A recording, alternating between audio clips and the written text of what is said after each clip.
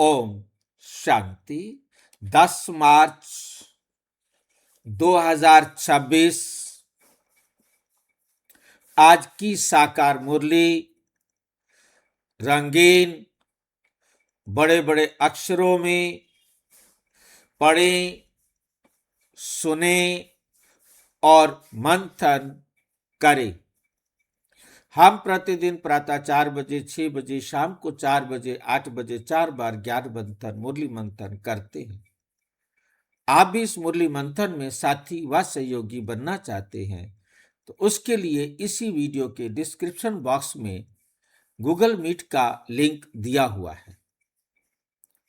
उस लिंक को वहां से कॉपी करना है और आप पेस्ट करेंगे तो वो लिंक खुल जाएगा। फिर आप उस लिंक से जुड़ सकते हैं और इस लिंक से जुड़कर आप अपनी सुविधा अनुसार चारों समय रोजाना इसमें साथी व सहयोगी बन सकते हैं, क्योंकि ये एक ही लिंक चारों समय के लिए लागू होता है।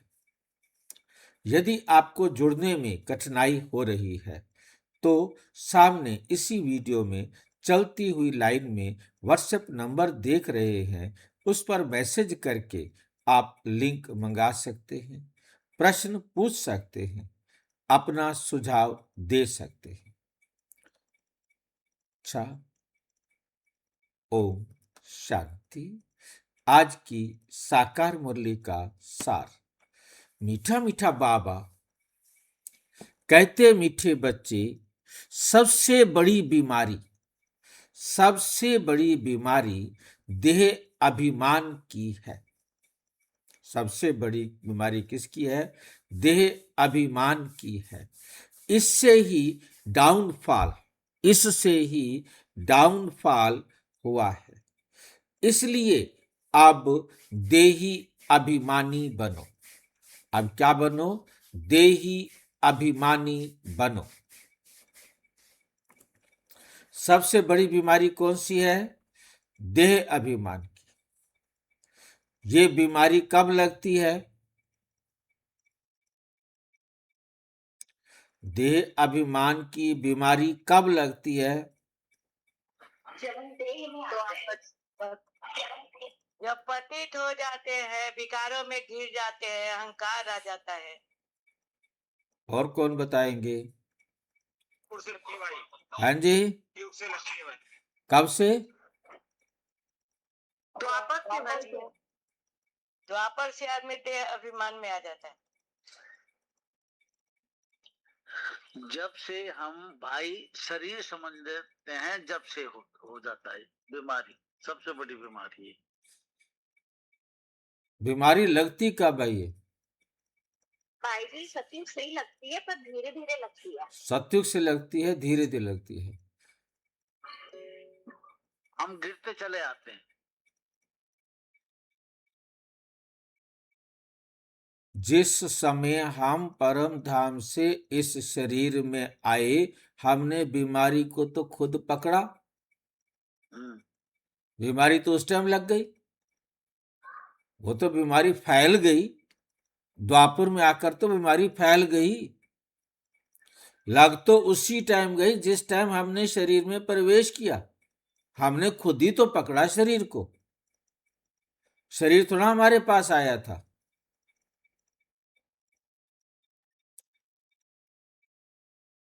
तो परम धाम से जब हम आत्माएं इस शरीर में कूदे उतरे, इस शरीर को धारण किया, हमने बीमारी को चिपका लिया। उसी समय ही हम 100% से थोड़ा कम हो गए। भाई जी, हाँ जी, कालिया देह में कूदे, काले हो गए। काली देह में कूदे तो काले हो गए। सबसे बड़ी बीमारी देह अभिमान की है। इससे ही डाउनफॉल हुआ। पहले दिन ही हमारा डाउनफॉल हो गया। धीरे धीरे बढ़ता गया डाउनफॉल, रुका ही थोड़ा फिर उसके बाद। तो कालिया था तो द्वापर से दिखाया गया ना श्री कृष्ण के थ्रू। अब द्वापर वालों को वहाँ तो अक्कल थोड़ा कालिया थी। होता ही नहीं है। द्वापर वाले तो बेचारे भगत हैं, उनको क्या पता कि काला कब हुआ, कृष्ण गोरा कब हुआ और काला कब हुआ। ये शरीर ना मिलता तो भाई जी फिर गिरते कैसे? गिरते कैसे? गिरने का मतलब हमने खुद शरीर को पकड़ा, किसी और ने थोड़ा शरीर को पकड़ा है। हम परम धाम से आए हैं, परमात्मा शरीर नहीं पकड़ता, मौज में है ना। हम जो है ना लालच में आगे शरीर पकड़ लिया, पकड़ते अब बीमारी होगी, चीनी खा ली, शुगर शुरू हो गई। भाई भी सत्य का प्रथम जन्म से ही हो गया कीर्ति कला तो। बिल्कुल भाई, मैं कह अभी रहा हूँ ना। बीमारी ज्यादा बढ़ गई भाई जी। हाँ जी, संगम युग तक आते आते ये बीमारी ये बीमारी तो अब तो बीमारी कैंसर बन गई, फैल गई पूरी की पूरी। अब दवाई बाबा दे रहे हैं, जो खाएगा ठीक हो जाएगा। भाई जब बीमारी फैल जाती है तब उसको ठीक किया जाता है ना। जब पावन तो हम आत्मा परम धाम में थी, वहां से जैसे गिरी हमने आपको अपने आप को गिराना शुरू कर दिया, बस। इसलिए अब देही अभिमानी बनो, अब देही अभिमानी बनो। मतलब बीमारी हमारी शुरू हो गई थी उसी समय जिस समय हम परम धाम से बाहर निकले। परम धाम में हम जितना भी टाइम रहे हमारे ऊपर कोई भी असर नहीं हुआ, जैसे परमात्मा पर कोई असर नहीं होता। परमात्मा इसलिए कहते मुझे याद करो, तो कहाँ याद करो? परम धाम में। मुझे याद करना है तो कहाँ याद करो? परम धाम में। वो हमेशा परम धाम में रहता है।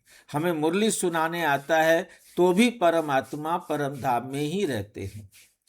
हम आत्माएं परम धाम से बाहर निकली तो हम सीधा शरीर में आई, हम देह के प्रभाव में आ गए। अब हमारा प्रभाव में आना ही गिरना शुरू हो गए। अब आ गए हैं तो पूरा गिर करके ही परमात्मा आएगा और हमें चढ़ती कला में ले जाएगा। जब तक हम पूरे गिरेंगे नहीं तब तक परमात्मा भी आने वाला नहीं है, हमको चढ़ती कला में करने वाला नहीं है।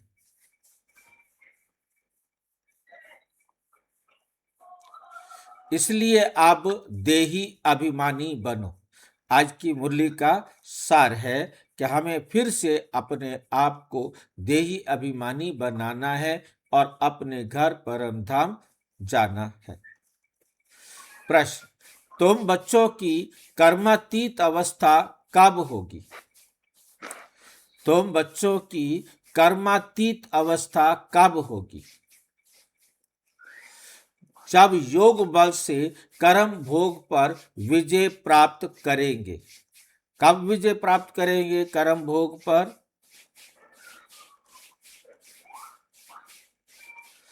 कब विजय प्राप्त करेंगे कर्म भोग पर? संगम पर।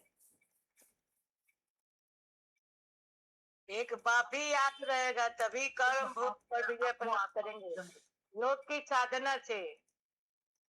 कब करेंगे हम कर्म भोग पर विजय प्राप्त? जब समय में उसको आत्मा समझेंगे शरीर को। आत्मा तो हमने समझ लिया परंतु हो तो नहीं रहा। धीरे धीरे होगा ना भाई। हमें धीरे धीरे की बात नहीं पूछी, हमने ये पूछे कब होगा। लास्ट समय में।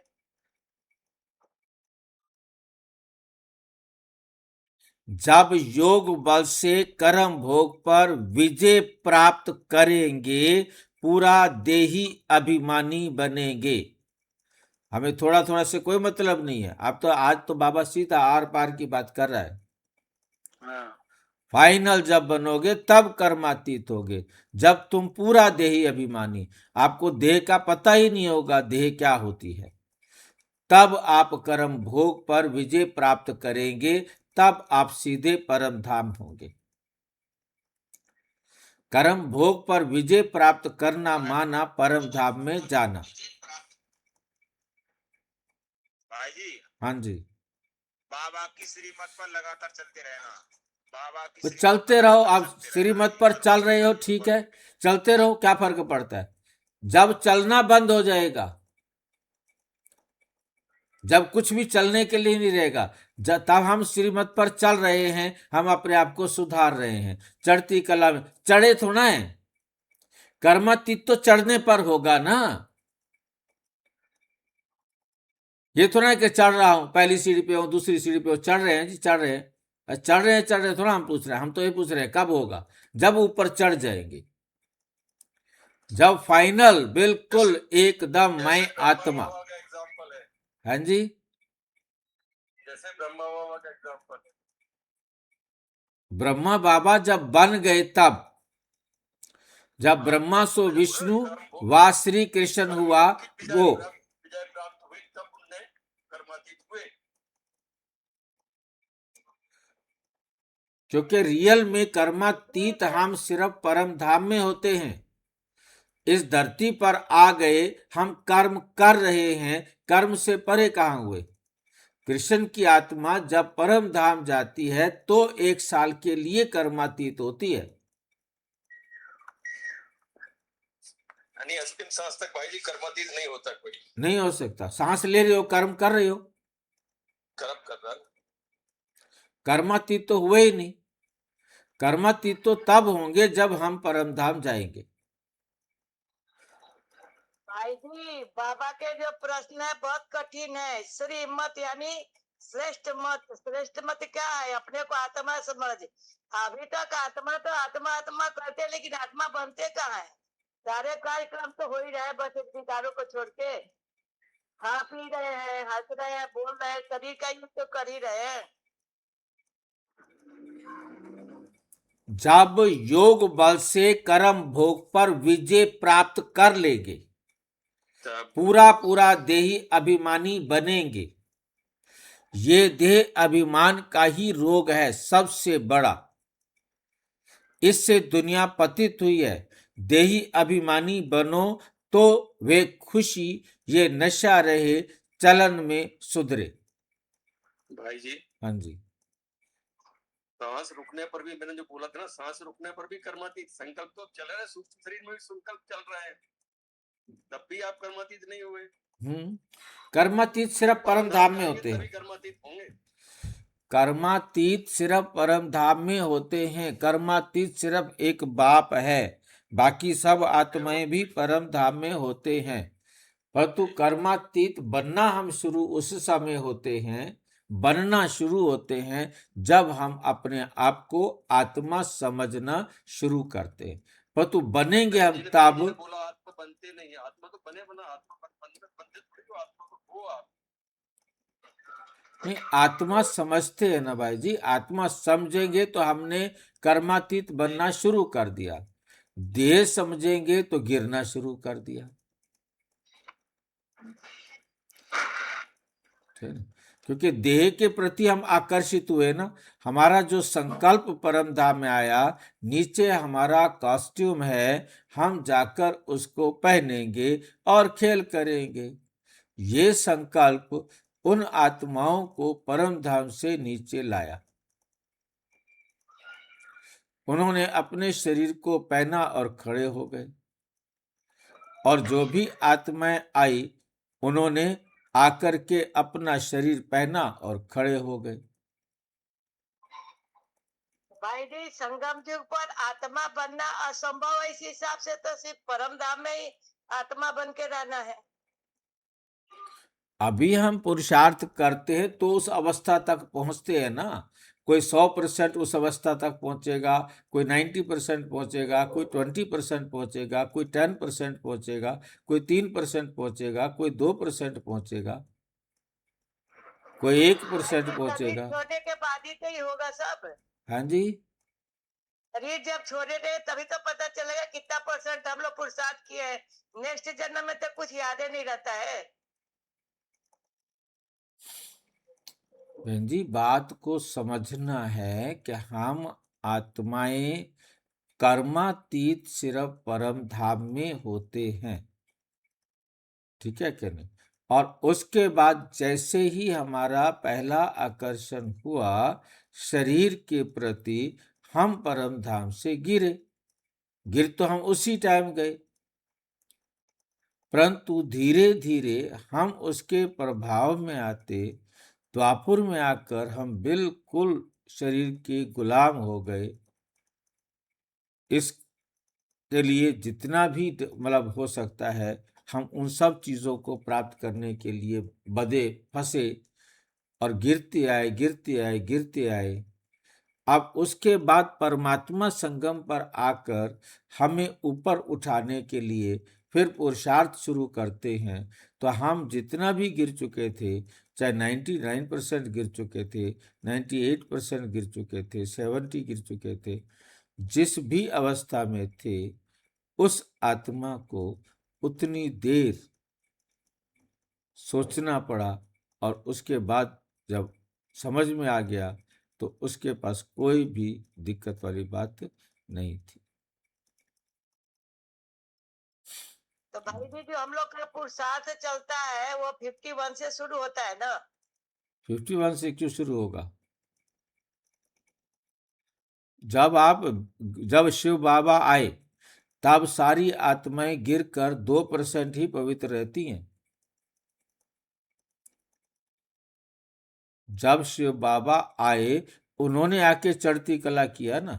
गिरना तो हम पहले दिन से हो गए थे, 100% से हमने गिरना शुरू कर दिया था।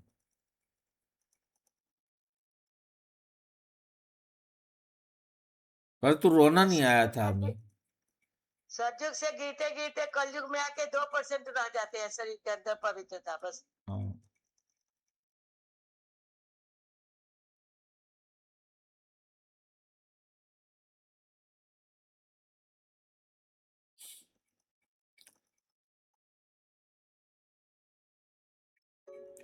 गीत।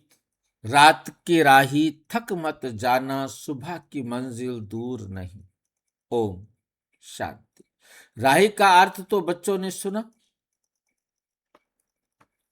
और तो कोई समझा नहीं सकता सिवाय तुम ब्रह्मा मुख वंशावली ब्राह्मणों के। तुम जो देवी देवता थे तो मनुष्य, परंतु सीरत बहुत अच्छी थी। तुम सर्वगुण संपन्न, 16 कला संपूर्ण निर्विकारी, मर्यादा पुरुषोत्तम, डबल अहिंसक थे। तुम विश्व के मालिक थे। हीरे जैसे से कोड़ी जैसा कैसे बने, ये कोई मनुष्य नहीं जानता। इस बात को कोई नहीं जानता कि जब हम हीरे जैसे देवी देवता थे, एकदम 100% प्योर थे, फिर हम पतित बने तो क्यों बने, इसको कोई भी नहीं जानते। मनुष्य नहीं जानते हैं कि तुमने भी नंबरवार पुरुषार्थ अनुसार पलटा खाया, परिवर्तन हुए। अभी तुम देवता बने नहीं हो, रिजुविनेट हो रहे हो। कोई थोड़ा बदले हैं, कोई की 5%, कोई की 10%। सीरत बदलती जाती है। दुनिया को ये पता नहीं भारत ही हेवन था। कहते भी हैं क्राइस्ट से 3000 साल पहले भारत में देवी देवता थे। उनमें ऐसे गुण थे जो उन्हों को भगवान भगवती कहते थे। अभी तो वे गुण है नहीं। मनुष्य की समझ में नहीं आता है भारत जो इतना साहूकार था, उनका फिर डाउनफॉल कैसे हुआ। वे भी बाप ही बैठ समझाते हैं, तुम भी समझा सकते हो। जिनकी सूरत सुधरी है, बाप कहते हैं बच्चे तुम देवी देवता थे तो आत्म अभिमानी थे। फिर जब रावण राज्य शुरू हुआ तो देह अभिमानी बन पड़े। ये देह अभिमान की सबसे बड़ी बीमारी तुमको लग पड़ी है। सतयुग में तुम आत्म अभिमानी थे, बहुत सुखी थे। किसने तुमको ऐसा बनाया, यह कोई भी नहीं जानते। बाप बैठ समझाते हैं तुम्हारा डाउनफॉल क्यों हुआ। अपने धर्म को भूल गए हो। भारत वर्थ नॉट पेनी ए पेनी बन गया। उनका मूल कारण क्या है? देह अभिमान। ये भी ड्रामा बना हुआ है। मनुष्य ये नहीं जानते कि भारत इतना साहूकार था, फिर गरीब कैसे बना। हम आदि सनातन देवी देवता धर्म के थे, फिर हम कैसे धर्म भ्रष्ट कर्म भ्रष्ट बने। बाप समझाते हैं रावण राज्य होने से तुम देह अभिमानी बने तो तुम्हारा ये हाल होने लगा। सीढ़ी भी दिखाई है कैसे डाउनफॉल हुआ। वर्थ नॉट ए पेनी का भी मुख्य कारण देह अभिमान है। सीढ़ी कब शुरू होती है? सतयुग से शुरू हो जाती है। पहले जन्म से शुरू हो जाती है, पहले सेकंड से शुरू हो जाती है। एक सेकंड शरीर में आते ही एक सेकंड शरीर पुराना हो गया, एक दिन पुराना हो गया, एक महीना, एक साल वहीं से गिरना शुरू हो गया। कैसे डाउनफॉल हुआ? वर्थ नॉट ए पेनी का भी मुख्य कारण देह अभिमान है। हम जो वर्थ पाउंड थे, 100% पवित्र थे, अब 0% पर आ गए। मुख्य कारण देह अभिमान है। मुख्य कारण क्या है? देह अभिमान। ये भी बाप बैठ समझाते हैं। शास्त्रों में कल्प की आयु लाखों वर्ष लगा दिए। आजकल समझदार हैं। आजकल क्या हैं? समझदार हैं क्रिश्चियन लोग। वे भी कहते हैं क्राइस्ट से 3000 साल पहले स्वर्ग था, पैराडाइज था। और भारत वाले क्या कहते हैं? इन अंग्रेजों ने आकर हमारे इतिहास के टाइम को गड़बड़ कर दिया। उन्होंने क्या गड़बड़ करना था? तुम झूठ बोलते रहोगे, लाखों वर्ष पहले रामायण लिखी गई, लाखों वर्ष पहले ये लिखा गया। तुम्हारे शास्त्रों में भी सच लिखा हुआ है, पर उस सच को तुम देखते ही नहीं हो। तुम अपने शास्त्रों के भी सच को समझो तो भी तुम्हें समझ में आ जाए। कितना क्लियर लिखा हुआ है कि 5000 साल पहले महाभारत हुआ था। हर 5000 साल पहले महाभारत होता है, उसको भी नहीं समझते। सृष्टि चक्र 5000 साल का लिखा है, उसको भी नहीं समझते। अपने अपने चलाते हैं। 3000 वर्ष पहले पैराडाइज था। भारतवासी ये समझ नहीं सकते कि प्राचीन भारत ही था, जिसको स्वर्ग हेवन कहा जाता है। आजकल तो भारत ही फुल हिस्ट्री ज्योग्राफी को जानते ही नहीं। भारत की फुल हिस्ट्री ज्योग्राफी को कोई जानते ही नहीं। थोड़े बच्चों में थोड़ा ज्ञान है तो देह अभिमान आ जाता है। देह अभिमान आ जाता है, समझते हमारे जैसा कोई है ही नहीं। बाप समझाते हैं भारत की ऐसी दुर्दशा क्यों हुई।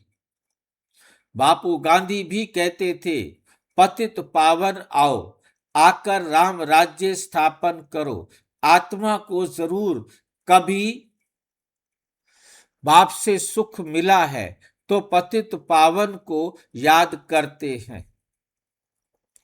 बाप समझाते हैं हमारे बच्चे जो शूद्र से बदल ब्राह्मण बने हैं, वे भी पूरा पूरा देह अभिमान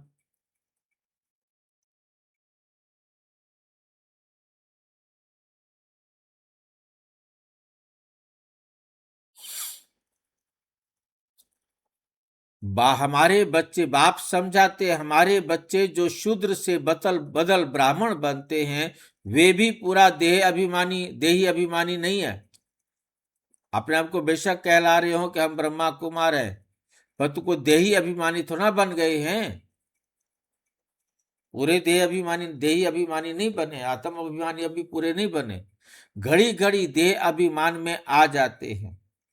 ये है सबसे पुराना रोग। कितना पुराना रोग है ये? कितना पुराना रोग है? 5000 साल। 5000 साल पुराना रोग है। भाई जी, ये 4999 नहीं होगा जो आत्मा लास्ट में आई है, वो तो बाद में देही अभिमान में आएगी ना। जो आत्मा जब इस धरती पर आई तब से उसने बीमारी लगाई।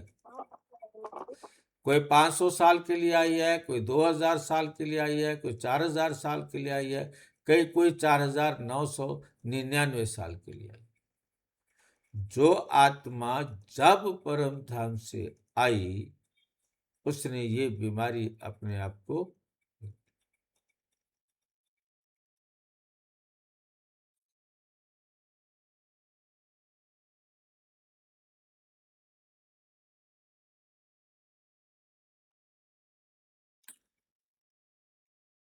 ये है सबसे पुराना रोग जिससे ये हाल हुआ है।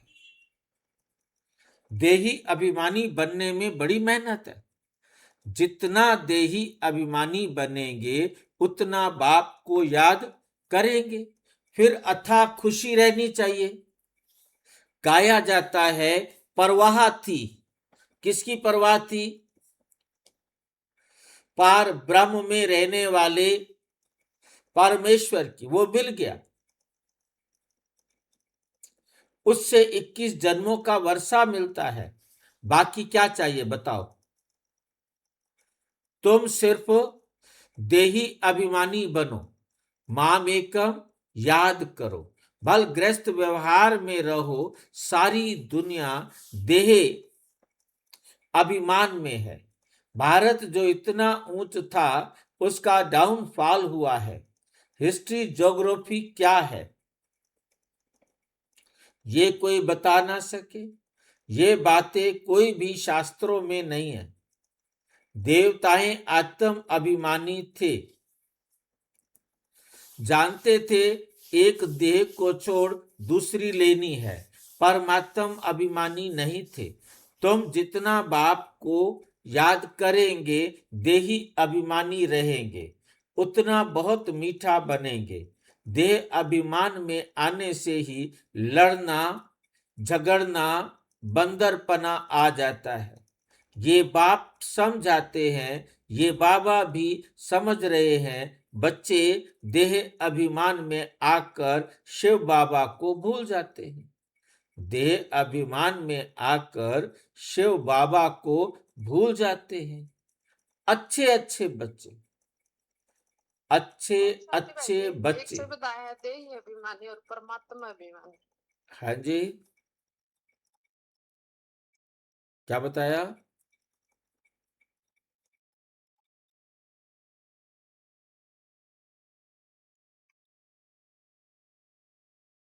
एक देह को छोड़ दूसरी लेनी है। परमात्म अभिमानी नहीं थे। कब? सतयुग में। सतयुग में उनको पता ही नहीं कि परमात्मा कोई होता है।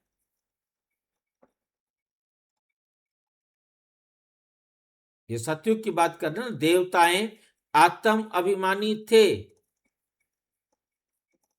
परंतु क्या नहीं थे? परमात्म अभिमानी नहीं थे। जब तक परमात्म अभिमानी नहीं बनेंगे तब तक केवल आत्म अभिमानी बनने से सुधरेंगे थोड़ा। जब तक परमात्म अभिमानी नहीं होंगे तब तक सुधर नहीं सकते। चढ़ती कला तभी होती है जब हम परमात्म अभिमानी भी बनते हैं। आत्म अभिमानी के साथ परमात्म अभिमानी बनेंगे तब सुधरना शुरू होगा।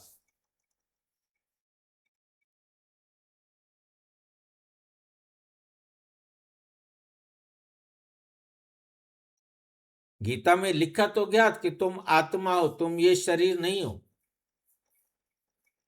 इसका मतलब वो जानते तो थे कि आत्मा है, आत्मा समझते नहीं है, जानते थे, मानते नहीं थे कि हम आत्मा है।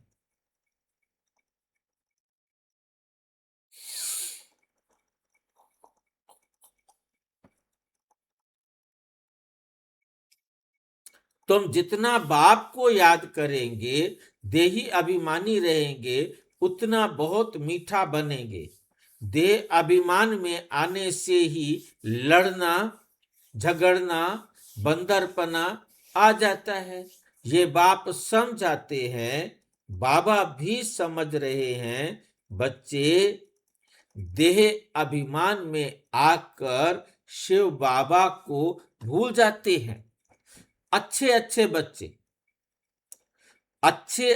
बच्चे देह अभिमान में रहते हैं, देही अभिमानी बनते ही नहीं हैं। तुम कोई को भी ये बेहद की हिस्ट्री, ज्योग्राफी समझा सकते हो। बरोबर सूर्यवंशी, चंद्रवंशी राजधानी थी। ड्रामा का किसको भी पता नहीं है। भारत जो इतना गिरा, डाउनफॉल की जड़ है देह अभिमान। बच्चों में भी देह अभिमान आ जाता है। बच्चों में भी क्या आ जाता है? देह अभिमान आ जाता है। ये नहीं समझते कि हमको डायरेक्शन कौन देते हैं। हमेशा समझो, शिव बाबा कहते हैं, शिव बाबा को याद ना करने से ही देह अभिमान में आ जाते हैं। सारी दुनिया देह अभिमानी बन गई है। तब बाप कहते हैं, माम एकम याद करो, अपने को आत्मा समझो। आत्मा इस देह द्वारा सुनती है, पाठ बजाती है। बाप कितना अच्छी रीति समझाते हैं। भल भाषण तो बहुत अच्छा कर लेते हैं। भल भाषण तो बहुत अच्छा कर लेते हैं, परंतु चलन भी तो अच्छी चाहिए ना। देह अभिमान होने कारण फेल हो जाते हैं। वे खुशी व नशा नहीं रहता। फिर बड़े विकर्म भी उनसे होते हैं, जिस कारण बड़े दंड के भागी बन पड़ते हैं। देह अभिमानी बनने से बहुत नुकसान पाते हैं। बहुत सजा खानी पड़ती है। बाप कहते हैं ये गॉडली वर्ल्ड गवर्नमेंट है ना। मुझ गॉड की गवर्नमेंट को का राइट हैंड है धर्मराज। तुम अच्छे कर्म करते हो तो उनका फल अच्छा मिलता है। बुरे कर्म करते हो तो उनकी सजा खाते हो। सब गर्भ जेल में भी सजाएं खाते हैं। उस पर भी एक कहानी है। ये सब बातें इस समय की है। महिमा एक बाप की है, दूसरे कोई की महिमा है नहीं। इसलिए लिखा जाता है, त्रिमूर्ति शिव जयंती वर्थ डायमंड, बाकी सब हैं वर्थ कोड़ी। मतलब बाकी सब की कीमत कोड़ी मिसल है। सिर्फ एक शिव जयंती है जिसकी कीमत है डायमंड। ठीक है, सबसे कीमती।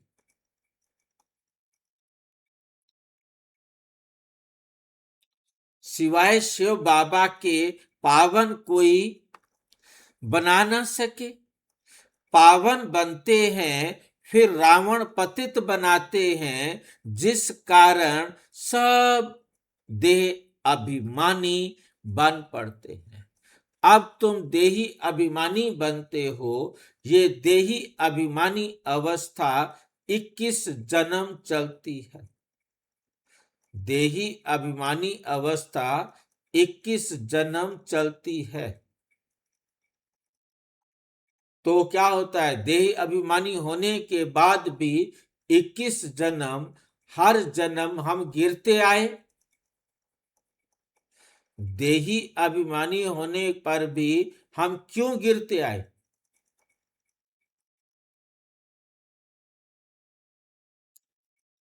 देही अभिमानी होने पर भी हम गिरते आए, क्यों?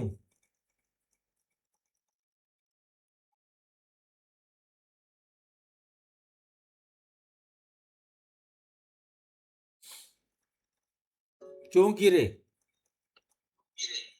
जी परमात्मा अभिमान नहीं थे। हाँ, हम परमात्म अभिमान ना होने के कारण, परमात्मा का ज्ञान ना होने के कारण, चढ़ती कला का रास्ता ना बताने वाला पता ही नहीं था उसका, जिसके कारण हम गिरते आए। फिर द्वापर में भी गिरते आए, फिर तो देह अभिमानी बन गए। देही अभिमानी थे तो भी गिरे, देह अभिमानी हुए तो भी गिरे। चढ़ती कला तब हुई जब देही अभिमानी के साथ पता चला कि कौन है जो हमें देही अभिमानी बनने के लिए मजबूर कर रहा है।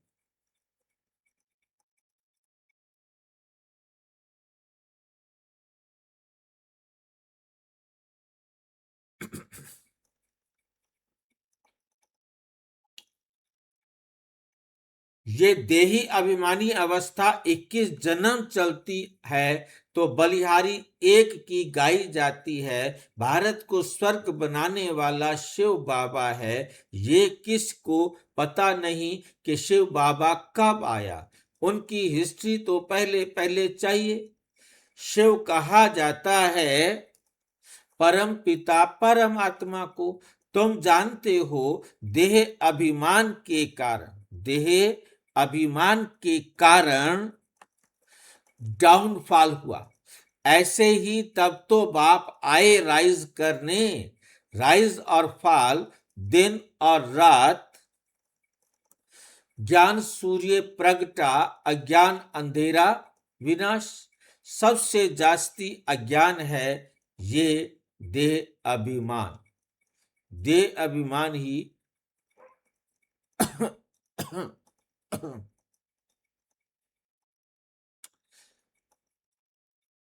देह अभिमान ही सबसे जास्ती अज्ञान का आधार है। आत्मा का तो किसी को पता नहीं है। आत्मा सो परमात्मा कह देते हैं तो कितने पाप आत्मा हो गए हैं। इसलिए डाउनफॉल हुआ। 84 जन्म लिए, सीढ़ी नीचे उतरते आए। ये खेल बना हुआ है। ये खेल बना हुआ है।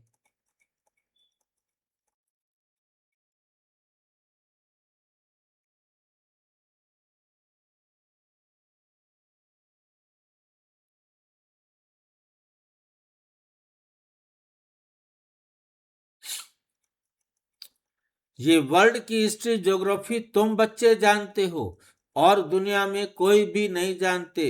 विश्व का डाउनफॉल कैसे हुआ वे तो समझते हैं कि साइंस से बहुत तरक्की हुई। ये नहीं समझते कि दुनिया और ही पतित नर्क बन गई है। साइंस के आने से दुनिया का और ही पतन हुआ है। जिसको आप तरक्की समझ रहे हो, उन्नति समझ रहे हो, वो तो सारा अवनति का ही आधार है। बाप कहते हैं तुमको देही अभिमानी बनना है।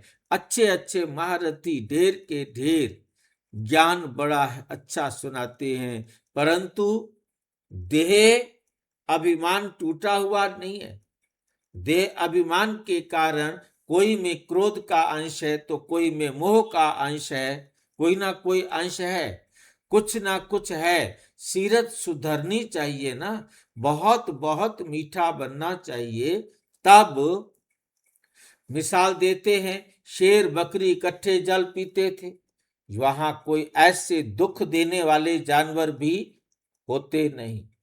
सतयुग में कोई भी जानवर ऐसे नहीं होते, ऐसे नहीं होते।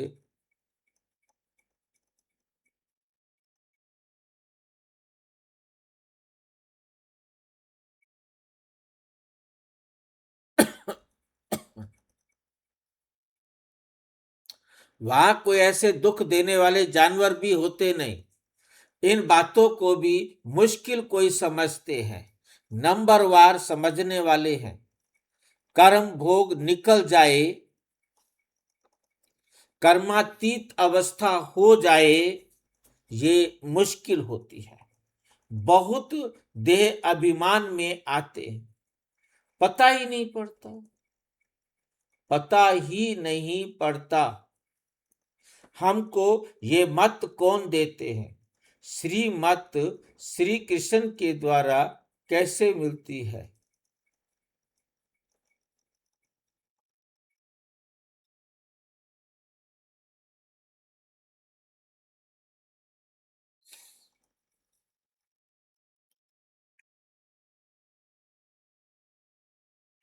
इनके बिगर श्रीमत कैसे दूंगा? ब्रह्मा बाबा ना हो मैं कैसे श्रीमत दूंगा?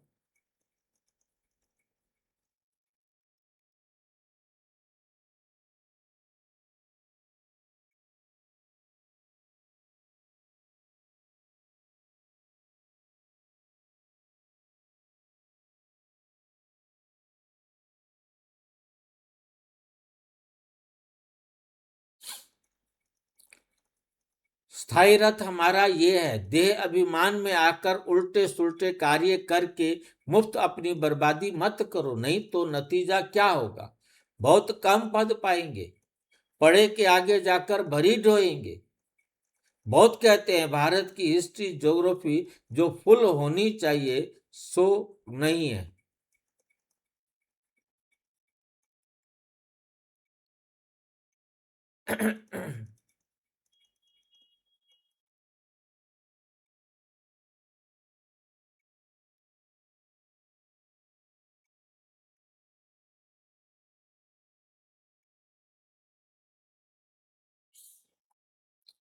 भारत की हिस्ट्री ज्योग्राफी जो फुल होनी चाहिए सो नहीं है, तो उनको समझाना पड़े।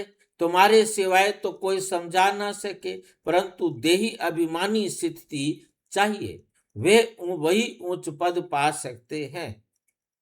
अभी तो कर्मातीत अवस्था किसी की हुई नहीं है, अभी तो किसी की भी कर्मातीत अवस्था हुई नहीं है। अभी भी शरीर के रोग वही है।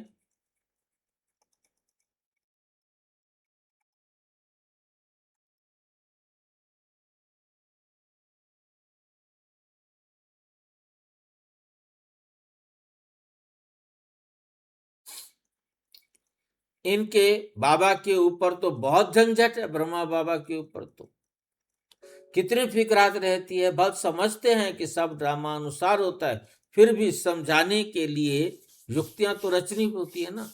इसलिए बाबा कहते तुम जास्ती देही अभिमानी बन सकते हो, तुम्हारे ऊपर कोई बोझा नहीं।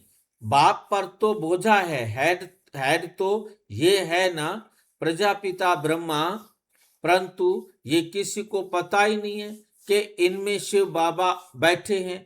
तुम्हारे में भी कोई मुश्किल इस निश्चय में रहते हैं, तो ये वर्ल्ड की हिस्ट्री ज्योग्राफी जाननी चाहिए ना। भारत में स्वर्ग कब था, फिर कहाँ गया, कैसे डाउनफॉल हुआ, ये किसी को पता नहीं।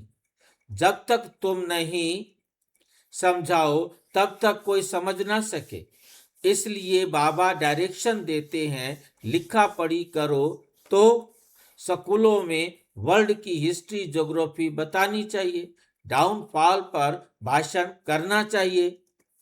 भारत हीरे जैसा था, वे फिर कोड़ी जैसा बना, कैसे बना, कितने वर्ष लगे, हम समझते हैं ऐसे पर्चे एरोप्लेन द्वारा गिरा सकते हैं। समझाने वाला बड़ा होशियार चाहिए। गवर्नमेंट चाहती है तो गवर्नमेंट का ही हाल विज्ञान भवन जो दिल्ली में है वहां सबको बुलाना चाहिए, अखबार में भी डाला जाए, कार्ड भी सबको भेज दे। हम आपको सारे वर्ल्ड की हिस्ट्री, ज्योग्राफी आदि से अंत तक समझाते हैं। आप पे ही आएंगे जाएंगे, आएंगे जाएंगे, पैसे की तो बात ही नहीं है। समझो, हमको कोई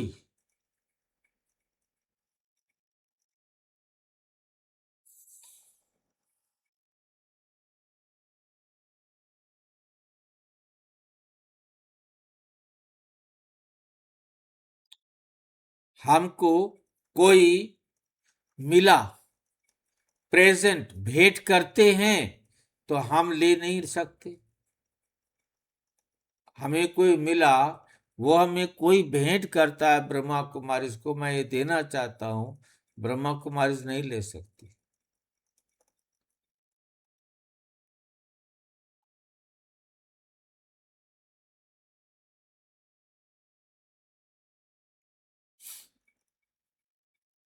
सर्विस करने के लिए काम में लाएंगे, हाँ, तो हम ले नहीं सकते।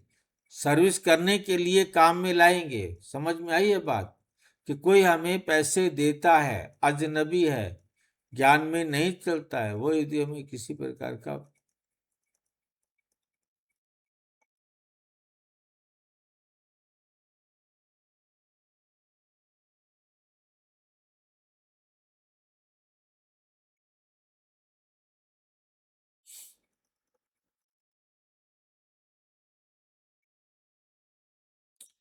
सर्विस करने के लिए काम में लाएंगे, बाकी हम ले नहीं सकते। कोई पैसे देता है तो हम सेवा में लगा सकते हैं।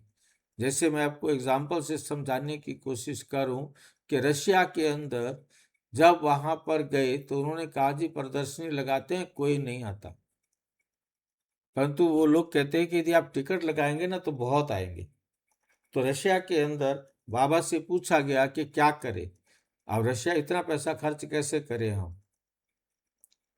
तो बाबा ने कहा बच्चे, उनकी लगन है, उनको परमात्मा से पढ़ना है, फिर हमारे से पढ़ना है। तो इसका मतलब कि वो सारा है, तो दोबारा होगा ये।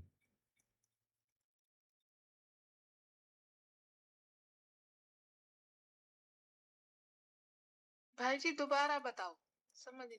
रशिया के अंदर प्रदर्शनी, क्योंकि वहां की भाषा समझ में नहीं आती। अब यहाँ तो हम फ्री में प्रदर्शनी लगाते, लोग बाग इकट्ठे हो जाते हैं, फ्री में मेला लगाते, ज्ञान सुनने के लिए आ जाते हैं। रशिया के अंदर कोई नहीं आता, वहां खड़े रहो आप। तो उन्होंने कहा कि ये तो ना तभी आएंगे जब आप इनको टिकट लगाओगे। तो बाबा से पूछा गया, तो बाबा ने कहा कि बच्चे ठीक है, आप एक जो है ना वो ले लो, क्या बोलते हैं, होटल जिसमें हॉल हो बड़ा, और उस हॉल में आप प्रोग्राम करने के लिए आप सबको इनवाइट करो और उसकी टिकट लगाओ, यदि तब आते हैं तो। परंतु ये बात आपने याद रखनी है कि उस पैसे को छूना नहीं है।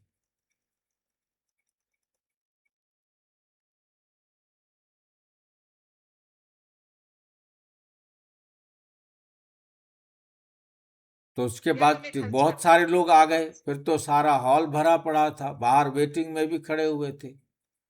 फिर बाबा ने कहा कि उसका जो भी पैसा बचे वो उनको लिटरेचर देना है, खाने में अपने काम में नहीं लगाना है, उनका उनको ही लिटरेचर देना है, उनके पैसे से उनकी ही पालना करनी, उन्हीं को देना है।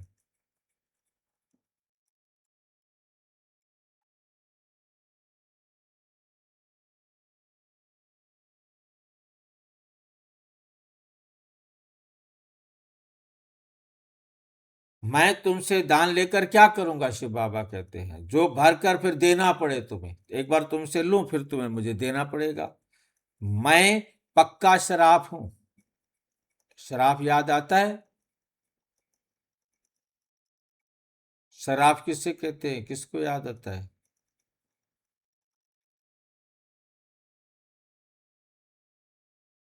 भाई जी सुनार को कहते हैं। कौन सा सुनार? भाई जी सुनार, सुनार कौन जेवर सा? बनाते हैं भाई जी।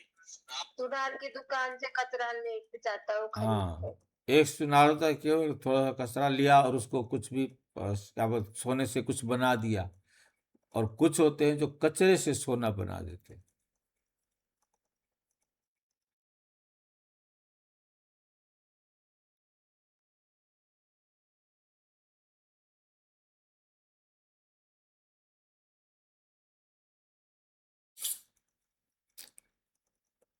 मीठे मीठे सिक्की लद्दे बच्चों प्रति माता पिता बाप दादा का याद प्यार और गुड मॉर्निंग।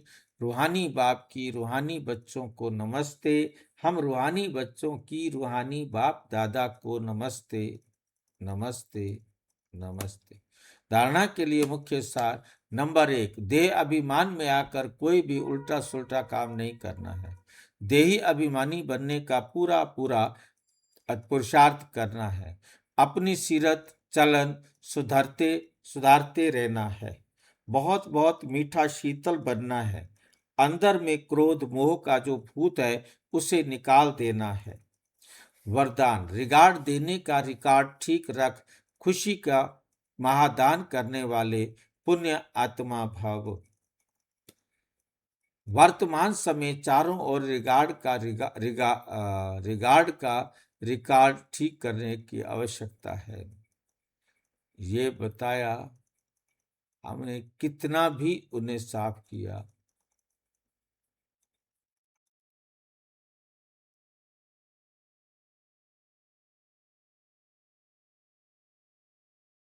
रिगार्ड का रिकॉर्ड ठीक करने की आवश्यकता है। वर्तमान समय चारों ओर रिगार्ड का रिकॉर्ड को ठीक करने की आवश्यकता है। ये रिकॉर्ड फिर चारों ओर बजेगा। रिगार्ड देना और रिगार्ड लेना। छोटे को भी रिगार्ड दो, बड़े को भी रिगार्ड दो। ये रिगार्ड का रिकॉर्ड कभी निकलना चाहिए। तब खुशी का दान करने वाले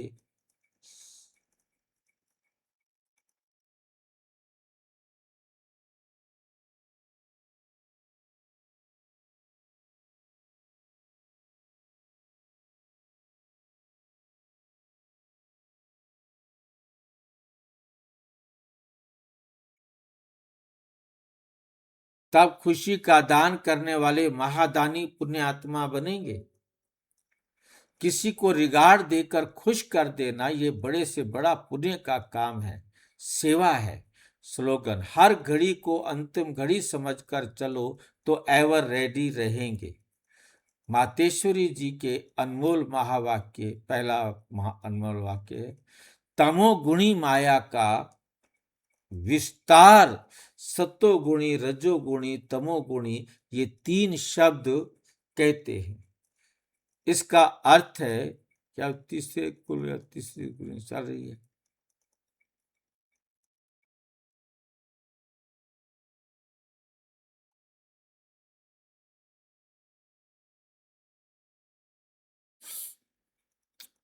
ये 3 शब्द कहते हैं, सतोगुणी रजोगुणी तमोगुणी, ये 3 शब्द कहते हैं। इसको यथार्थ समझना जरूरी है, सही तरीके से समझना जरूरी है। मनुष्य समझते हैं ये तीनों गुण इकट्ठे चलते रहते, परंतु विवेक क्या कहता है? क्या यह तीनों गुण इकट्ठे चले आते हैं? ये तीनों गुणों का पाठ अलग अलग युग में है। सतयुग में हम सतो प्रधान होते हैं, त्रेता में हम सतो हो जाते हैं, द्वापुर में हम रजो हो जाते हैं और कलयुग में तमो प्रधान बन जाते हैं। विवेक तो ऐसे ही कहता है कि ये तीनों गुण इकट्ठे नहीं चलते। जब सतयुग में है तो 63 जन्म है। कहाँ था?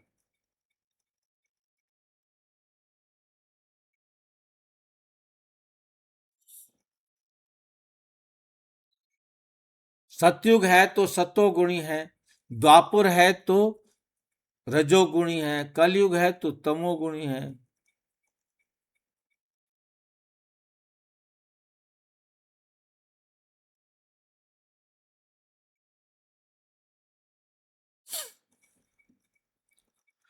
जब सतो है तो तमो रजो नहीं, जब रजो है तो सतो तमो नहीं।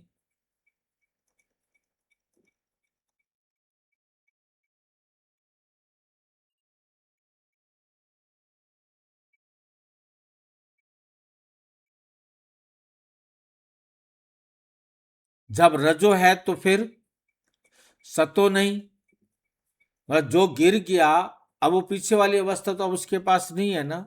ये मनुष्य तो ऐसे ही समझ कर बैठे हैं कि ये तीनों गुण इकट्ठे चलते हैं, चलते आते हैं। ये बात कहना संसार सरासर भूल है।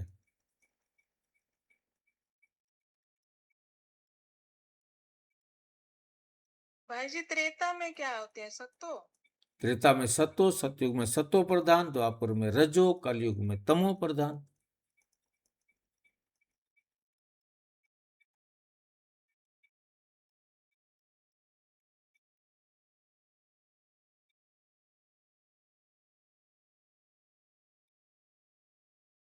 जब मनुष्य सच बोलते हैं, पाप कर्म नहीं करते हैं, तो वो सतोगुणी होते हैं।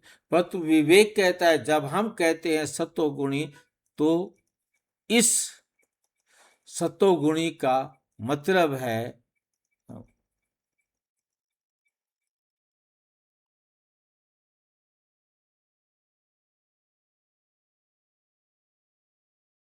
बाकी ऐसे नहीं कहेंगे कि जो सच बोलता है वो सतोगुणी है और जो झूठ बोलता है वो झूठोगुणी है।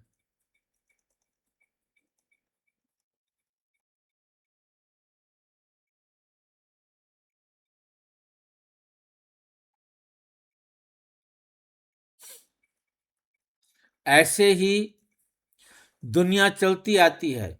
अब जब भी सतयुग होता होगा,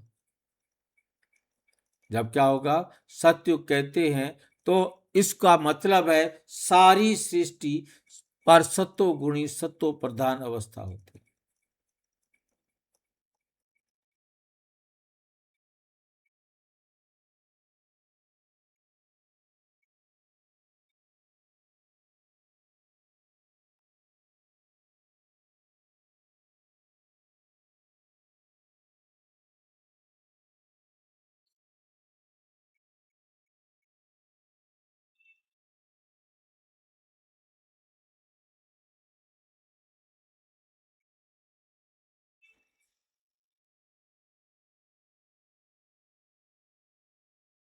हाँ, कोई समय ऐसा सतयुग था जहां सारा संसार सतोगुणी था। अब तो सतयुग नहीं, अभी तो कलयुग है। दुनिया गोया सारी सृष्टि पर तमो प्रधानता का राज्य है। इस तमोगुणी समय पर फिर सतोगुणी कहाँ से आया? अब है घोर अंधियारा, जिसको ब्रह्मा की रात कहते हैं। ब्रह्मा का दिन है सतयुग और ब्रह्मा की रात है कलयुग। तो हम दोनों को मिला नहीं सकते, हम दोनों को मिला नहीं सकते। मातेश्वरी जी के अनमोल महावाक्य दूसरा है, कलयुगी असार संसार से सतयुगी सार वाली दुनिया में ले चलना एक परमात्मा का ही काम, एक परमात्मा का ही काम है। इस कलयुगी संसार को असार संसार क्यों कहते हैं? क्योंकि इस दुनिया में कोई सार नहीं रहा, कोई सार नहीं रहा। माना कोई भी वस्तु में वो ताकत नहीं रही, अर्थात सुख शांति पवित्रता नहीं है जो इस सृष्टि पर उत्पन्न सभी शास्त्रों में, सभी जो इस सृष्टि पर हैं, कोई दूसरे तरफ भी है, जो इस सृष्टि पर कोई समय सुख शांति पवित्रता थी, अब वो ताकत नहीं।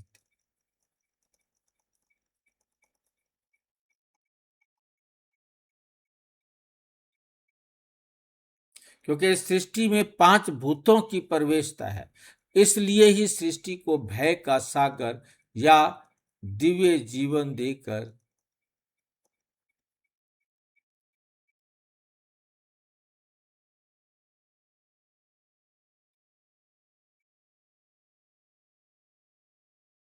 सृष्टि को भय का सागर अथवा कर्म बंधन का सागर कहते हैं।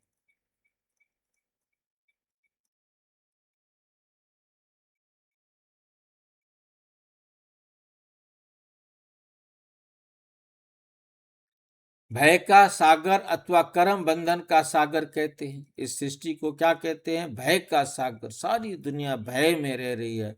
कर्म बंधन का सागर कहते हैं। इसलिए मनुष्य दुखी हो परमात्मा को पुकार रहे हैं, परमात्मा हमको भव सागर से पार करो। इससे सिद्ध है कि जरूर कोई अभय अर्थात निर्भयता का भी स्थान है।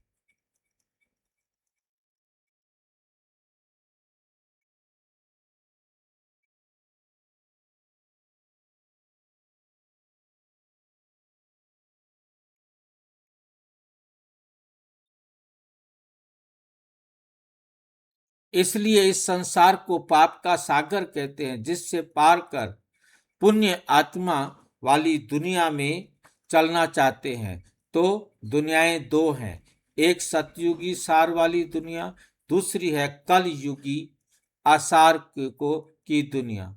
दोनों दुनियाएं इस सृष्टि पर होती हैं।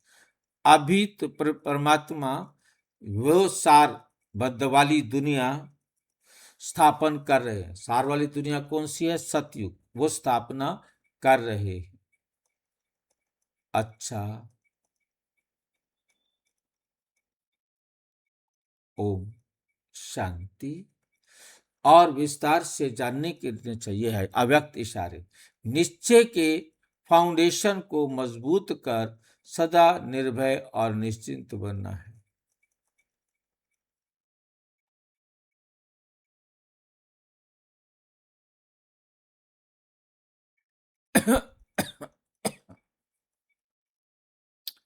जैसे ज्ञान की सब्जेक्ट है, वैसे सेवा की भी सब्जेक्ट है। जो इसमें फेथफुल निश्चय बुद्धि है, वही नंबर आगे जा सकते हैं। सुबह से रात तक अपनी विभिन्न फिक्स कर ले।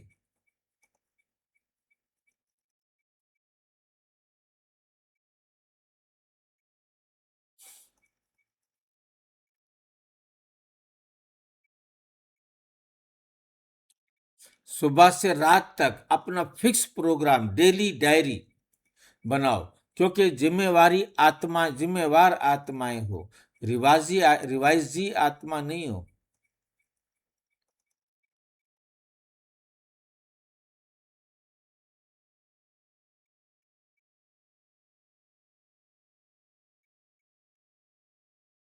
रिवाजी आत्माएं नहीं, विश्व कल्याणकारी आत्माएं बनो। तो जो जितना बड़ा आदमी होता है उसकी दिनचर्या सेट होती है। दुनिया में जितने भी वीआईपी है बनो, वीवीआईपी इसे वेरी वेरी इंपॉर्टेंट बनो।